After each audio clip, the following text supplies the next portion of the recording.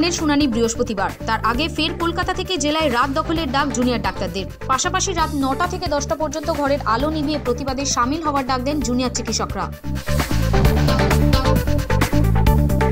কলকাতা হাইকোর্টের দ্বারস্থ অমৃতা পাণ্ডে নামে এক আইনজীবী বিনীত গোয়েলের পদত্যাগের দাবি জানান প্রধান বিচারপতি টি.এস. শিবজ্ঞানমের ডিভিশন বেঞ্চে। অভিযোগ, সুপ্রিম কোর্টের নির্দেশ অগ্রাহ্য করে নির্যাতিতার নাম প্রকাশ্যে মিডিয়ায় উল্লেখ করেন বিনীত গোয়েল। সুপ্রিম কোর্টের দ্বারস্থ প্রাক্তন অধ্যক্ষ সন্দীপ ঘোষ দাবি, হাইকোর্ট আরজিকর কাণ্ডের মামলার তদন্তভার সিবিআইকে দেওয়ার আগে শুনানিতে তার কোনো বক্তব্যই শোনেননি। তাকে অযথা দুর্নীতিকাণ্ডে যুক্ত করা হয়েছে বলেও অভিযোগ। এই মামলার শুনানির সম্ভাবনা আগামী 6 সেপ্টেম্বর সর্বোচ্চ আদালতেই। সামাজিক মাধ্যমে চিঠি শেয়ার করে মুখ্যমন্ত্রীকে তোপ দাগলেন কেন্দ্রীয় মন্ত্রী কিরেন রিজিজু। দাবি করেন, মহিলা ও শিশু নির্যাতন রুখতে দ্রুত ফাস্ট ট্র্যাক কোর্ট গঠনে পশ্চিমবঙ্গের মুখ্যমন্ত্রী মমতাকে হস্তক্ষেপের আর্জি জানানো হলেও তিনি সেই কর্তব্য পালনে অনীহা দেখিয়েছিলেন। সংগ্রামে যৌথ মঞ্চের আহ্বায়ক ভাস্কর ঘোষকে রক্ষা কবচ দিল কলকাতা হাইকোর্ট। নবান্ন অভিযানে গোলমাল এবং বিশৃঙ্খলার ঘটনায় এই কবচ। তার বিরুদ্ধে ছিল 3টি এফআইআর। এখনই কোনো কড়া পদক্ষেপ করতে পারবেন না পুলিশ।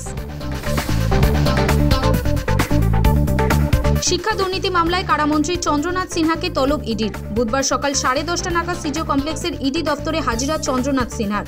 ইডি সূত্রে খবর, মন্ত্রীর বাড়িতে তল্লাশি চালিয়ে বেশ কিছু নথি, ব্যাংকের নথি পেয়েছিলেন তদন্তকারীরা, যার ভিত্তিতে চন্দ্রনাথকে জিজ্ঞাসাবাদ করার প্রয়োজন বলেই মনে করছে ইডি। রাহুল গান্ধী জম্মু ও কাশ্মীরে বিধানসভা ভোটের প্রচার শুরু করলেন। বুধবার জম্মুর রামবন ও কাশ্মীরের উপত্যকার অনন্তনাগে কংগ্রেসের 2টি জনসভায় বক্তৃতা দেন তিনি। প্রতিশ্রুতি দেন পূর্ণ রাজ্যের মর্যাদা ফিরিয়ে দেওয়ার।